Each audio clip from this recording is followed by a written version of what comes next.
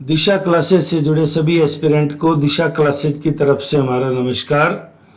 तो जैसा कि असिस्टेंट प्रोफेसर वैकेंसी 2024 जो लोकसभा चुनाव परिणाम के बाद पूरी तरह से एक्सपेक्टेड है, उसी को लेके हम छोटी छोटी वीडियो की सीरीज ला रहे थे।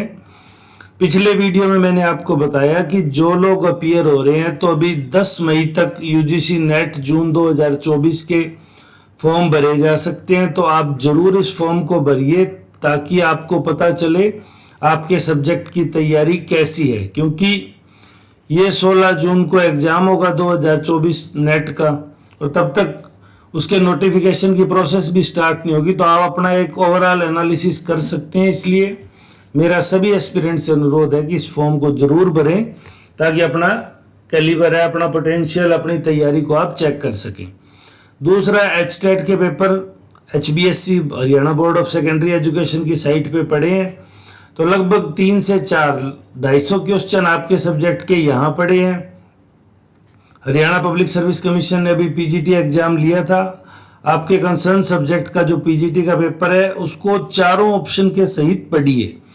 भाई एक ऑप्शन तो राइट है, 3 राइट नहीं है, तो वो अगर किस कंडीशन में राइट होते।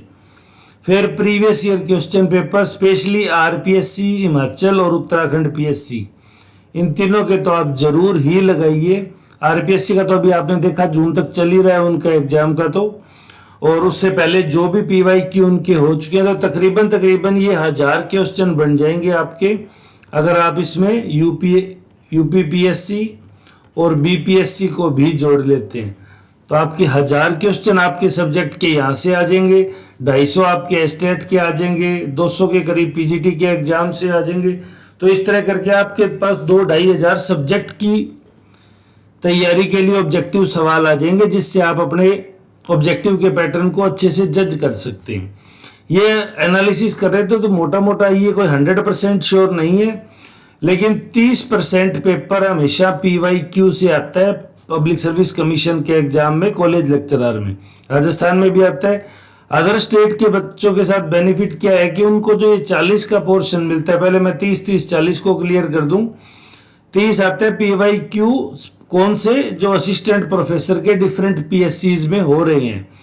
30% पेपर आपका UGC नेट से डायरेक्ट आता है, और जो लोग UGC नेट से जुड़े हुए हैं वो इस चीज को अच्छी तरह जानते हैं कि UGC ने आजकल अपने पैटर्न में ड्रास्टिक चेंज किए। जो जनरली रिपीटेड सवाल हुआ करते थे वो काफी कम हो गए, स्पेसिफाइड सवाल पूछे जा रहे हैं बहुत डीपली। तो उसी पैटर्न में हम भी उम्मीद कर रहे हैं कि इस बार जो पेपर आएगा उसमें 30% जो UGC का वेटेज रहता है वो काफी हद तक काफी डीप सवालों का होगा। ये 40 मिसलिनियस होते हैं। PSC जनरली अपने पर्टिकुलर जो उनके यूनिवर्सिटीज के सिलेबस के अकॉर्डिंग फेवरेबल होता है वो पूछते हैं। तो अदर स्टेट के पास तो अपना GK पूछने का और काफी कुछ मौका होता है state specified. Haryana public service commission के मामले में हरियाणा GK को कोई वेटेज नहीं है, यानी ये 40% भी सब्जेक्ट स्पेसिफाइड ही रहेंगे। तो दैट्स वाई आपको मैक्सिमम PYQ लगाने चाहिए।